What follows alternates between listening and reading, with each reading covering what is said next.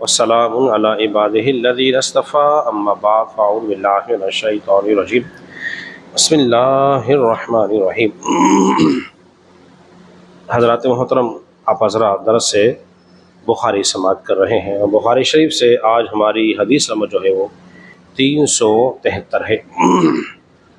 حضرت عائشہ صدیقہ رضی اللہ تعالیٰ عنہا اس حدیث کی راوی ہیں۔ وہ بیان کرتی ہیں کہ نبی پاک صلی اللہ علیہ وسلم نماز پڑھا رہے تھے اور آپ کے جسم مبارک پر ایک نقش و نگار والی چادر آپ نے پہنی ہوئی تھی۔ حضور کی بار بار توجہ اس چادر کی طرف جاتی، اس کے نقش و نگار کی طرف۔ جب آپ نماز سے فارغ ہوئے تو آپ نے فرمایا اس چادر کو لے جاؤ اور ابو جہم کو دے دو اور ان سے سادہ چادر لے لو، کیونکہ اس چادر نے مجھے غافل کر دیا ہے، اور کہیں ایسا نہ ہوتا کہ یہ چادر مجھے آزمائش کے اندر مبتلا کر دے۔ حضرات محترم، حدیث ہو گئی یہاں پر مکمل۔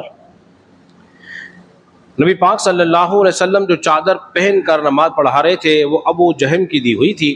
ان کا نام عامر بن حذیفہ رضی اللہ تعالی عنہ ہے۔ یہ فتح مکہ کے سال ایمان لے کر آئے تھے اور حضرت امیر معاویہ رضی اللہ عنہ کے دور خلافت کے آخری میں ان کا بھی انتقال ہوا تھا، اور یہ ان کا تعلق قبیلہ قریش سے تھا، اور یہ قریش کے نزدیک جو تھے بہت ہی عظمت و شان والے تھے، اور نسب کے اعتبار سے یہ عالم بھی تھے۔ حضور صلی اللہ علیہ وسلم نے جو چادر ان سے لی تھی اس پر نقش و نگار بنے ہوئے تھے، اور آپ جانتے ہیں جب کوئی جس پہ نقش و نگار بنے ہوئے ہوں، زیادہ کلرفل ہو تو انسان کی توجہ بڑی بڑھتی ہے، اور کوئی چیز حضور کو غافل نہیں کر سکتی، نہ کوئی شیطان آپ کو وسوسہ ڈال سکتا ہے۔ آپ اس سے مبرہ ہیں، پاک ہیں کہ شیطان آپ کو کوئی وسوسہ ڈالے، آپ اس سے کیا ہے بولیے؟ پاک ہیں۔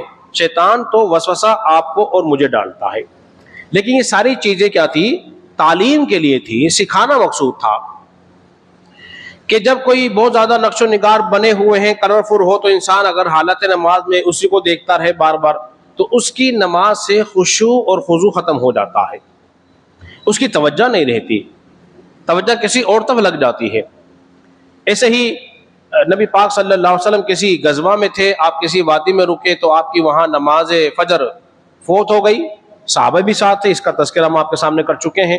حضور نے فرمایا یہاں سے جلدی نکلو، اس وادی پہ شیطان کا اثر ہے، یعنی کہ جو چیزیں انسان کو غافل کر دیتی ہیں وہاں ٹھہرنا نہیں چاہیے۔ ایسے ہی جو چیزیں انسان کو غفلت میں مبتلا کر دے ان کو استعمال نہیں کرنا چاہیے۔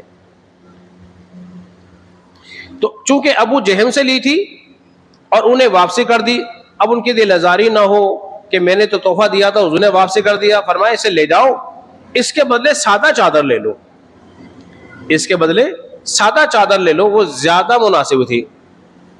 حضرات محترم، اب آپ حضرات توجہ کر لیجئے، اس کا مطلب ہرگز یہ نہ تھا کہ وہ چادر آپ کو پسند ہی نہ تھی۔ ایک ہوتا ہے پسند کا ہونا اور ایک ہوتا ہے اس کو استعمال نہ کرنا۔ صرف آپ نے حالت نماز میں اس چادر کو پسند نہیں کیا، ورنہ ویسے استعمال کرنے میں کوئی حرج بولیے نہیں ہے، صرف عبادت کے اعتبار سے۔ ایسے ہی جو چیزیں انسان کو غافل کر دے، عبادت سے روک دے، یا دیگر کاموں مشغول ہو جائے اور انسان غافل ہو جائے، ان تمام چیزوں سے انسان کو بچنا چاہیے، ان کو چھوڑ دینا چاہیے۔ اسی لیے یہ جو کھیلتے ہیں وہ چھکا کے ساتھ کیا کہتے ہیں اس کو، لیڈو یا کیرم بورڈ یا اسنوکر، کیوں منع کیا گیا؟ اس لیے کہ سارا وقت انسان اسی میں صرف کر دیتا ہے، پھر نمازوں سے غافل ہو جاتا ہے۔ اگر نماز کا پابند تھا، وہ کھیل رہا ہے تو وہ پہلے اس کو پورا کرے گا، پھر نماز میں آئے گا، اور ہو سکتا ہے کہ وہ کھیل کے چکر میں نماز ہی ضائع کر دے۔ تو ایسا کوئی کھیل جسے انسان یاد الہی سے غافل ہو وہ بڑی اچھا نہیں ہے، اس سے ہمیں بچنا چاہیے۔ اسی طرح قرآن مجید فرقان حمید کے اندر بھی ہے کہ کہیں تمہاری مال اور تمہاری اولاد تمہیں اگر اللہ کے ذکر سے غافل کر دے پھر تو تم خسارہ اٹھانے والوں میں سے ہو جاؤ گے۔ اب دیکھ لیجئے کہیں ہماری اولاد اور ہمارا مال، ہم تجارت میں ایسے غافل تو نہیں ہو رہے کہ اب ہماری نمازوں کی چھٹی ہو رہی ہے، نمازیں ٹائم پر نہیں ہو پا رہی، کبھی پڑھی تو پڑھی کبھی نہیں پڑھی، تو معلوم یہ ہوا تجارت تو اچھی ہے مگر اس میں مشغول ہونا برا ہے۔ اولاد سے فطری تمہیں محبت تو ہوتی ہے مگر اس کی محبت میں ایسے غافل نہ ہو جائے کہ تمہیں رب کی نعمتیں بھی یاد نہ رہیں اور تم اس کی بندگی سے بھی منہ موڑ لو۔ اس لیے ہمیں فرمایا جا رہا ہے اور بتایا جا رہا ہے کہ سب سے زیادہ حق بھی اسی کا ہوتا ہے جس کی سب سے زیادہ بولیے نعمتیں انسان پر ہوتی ہیں۔ تو مجھے بتائیے سب سے زیادہ احسانات کس کے ہیں؟ بولیے اللہ کے ہیں نا، تو ڈر کیوں رہے ہو بھائی؟ تو ڈر کیوں رہے ہو؟ بولنے میں اتنا خوف ڈر لگ رہا ہے کوئی پکڑ لے گا آپ کو۔ ان تعدوا نعمت اللہ لا تحصوها، اگر تم اللہ کی نعمتوں کو شمار کرنا چاہو تو بولیے شمار نہیں ہو سکتی۔ تو جب اس کی نعمتیں شمار نہیں ہو سکتی تو اس کی بندگی کا حق بولیے کیسے ادا ہو سکتا ہے؟ تو انسان کم حق ہو کوشش کرتا رہے اور اس کو راضی کرنے کی کوشش کرتا رہے تاکہ انسان جو ہے وہ کامیاب بولیے کامران ہو جائے۔ اللہ رب العزت کے بارگاہ میں دعا کریں